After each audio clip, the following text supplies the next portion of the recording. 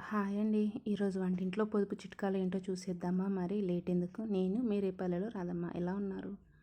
I hope చాలా బాగున్నారనుకుంటున్నా. ఇప్పుడు ఈ సమ్మర్ సీజన్‌లో చింతపండు చాలా ఎక్కువ వస్తదండి. ఇప్పుడు వచ్చే టైం కాబట్టి. ఇప్పుడు రేట్ కూడా తక్కువ ఉంటది. అలాంటప్పుడే ఎక్కువ తీసుకొని స్టోర్ చేసుకుంటే బెటర్. విలేజెస్ వాళ్ళు మార్కెట్‌లో పెట్టి అమ్ముతారండి. అవి తక్కువ రేట్ పడతది. అలాంటప్పుడు వాళ్ళ దగ్గర తీసుకొని మనం ఇంటికి తెచ్చుకొని చింతపండు గింజ కొట్టి ఎండలో పెట్టేసి ఉల్లారినాక ఒక డబ్బాలో స్టోర్ చేసుకోవాలండి. అలా చేయడం వల్ల సంవత్సరం అంతా నిల్వ ఉంటుంది. ఈ చింతపండుని మనం ప్లాస్టిక్ డబ్బాలో కాకుండా జాడీలల్లో కానీ కుండల్లో కానీ స్టోర్ చేసుకోండి. హెల్త్కి మంచిది. అలా చేయడం వల్ల ఏ పురుగు పుచ్చు పట్టకుండా సంవత్సరం అంతా నిల్వ ఉంటాయండి. చాలామంది ఎప్పటిదప్పుడు తెచ్చుకుంటారండి. అవి ఎలా స్టోర్ అవుతాయో తెలియదు. ఎంత కెమికల్స్ కలుస్తాయో తెలియదు. అందువల్ల మన చేతిలో మనం చేసుకుంటే బెటర్ కదండి ఈ పని. అలాగే మనం తెచ్చుకుంటాం కదండి కాయగూరలు, అవి ఎప్పటిదప్పుడు ఫ్రెష్గా తెచ్చుకోవడం బెటర్. తెచ్చుకోవడంతోనే సరిపోదు కదండి, వాటిని స్టోర్ చేసుకోవడం కూడా రావాలి. లేకపోతే డబ్బులే కాదండి, కూరగాయలు కూడా వృధా అయిపోతాయి. వాటికి తగిన న్యాయం చేయగలండి. మనం తెచ్చిన మిరపకాయలు ఖరాబ్ కాకుండా ఉండడానికి ఏం చేయాలంటే వాటిని తొడిమలు తీసి ఫ్రిడ్జ్లో స్టోర్ చేసుకోవచ్చు. అదేవిధంగా ఇలా మిక్సీ పట్టుకొని కూడా స్టోర్ చేసుకోవచ్చండి.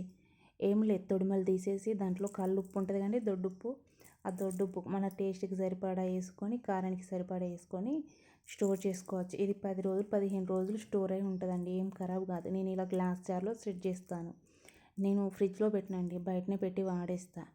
ఏం ఖరాబ్ కాదు. ఇది వంటలో వేసినప్పుడు కొద్దిగా నూనెలో వేపితే సరిపోతుందండి. టేస్టీగా ఉంటుంది. అలాగే మనం ఇంట్లో వాడే అల్లం వెల్లుల్లి పేస్ట్ కూడా బయట కొనే కంటే మనమే తయారు చేసుకోవడం బెటర్ అండి. అలా చేయడం వల్ల మనకు ఎంతో ఖర్చు మిగలకపోవచ్చు, కానీ ఎంతో కొంత అయితే పోతుంది కదండి. అల్లం వెల్లుల్లి పేస్ట్ చేసేటప్పుడు ఏం చేయాలంటే చక్కగా దాంట్లో నిమ్మరసం పిండి పసుపేసి ఉప్పేసి పెట్టేసామా చాలా రోజుల వరకు నిల్వ ఉంటుందండి. అది అల్లం అయిపోయేదాకా అలానే ఫ్రెష్గా ఉంటుంది. కలర్ చేంజ్ అవ్వదు. అప్పుడే కొన్న దానిలా టేస్టీగా ఉంటుందండి. అలాగే మనం వెల్లుల్లి రెబ్బలు తెస్తాం కదండి, అవి పాయల్లా కాకుండా గడ్డల్లా కాకుండా వేటికవి రెబ్బలు చేసి వాడుకున్నామా అవి మొలకలు రాకుండా పురుగు పట్టకుండా ఉంటుందండి. అదొక టిప్ కూడా. చాలామంది అల్లం పేస్ట్ పట్టాక ఫ్రిడ్జ్లో స్టోర్ చేసుకుంటారండి. అలా చేయకండి, టేస్ట్ మారిపోద్ది. బయట ఉంచితే ఖరాబ్ ఏం కాదు, టేస్టీగానే ఉంటుంది ఖరాబ్ కాకుండా.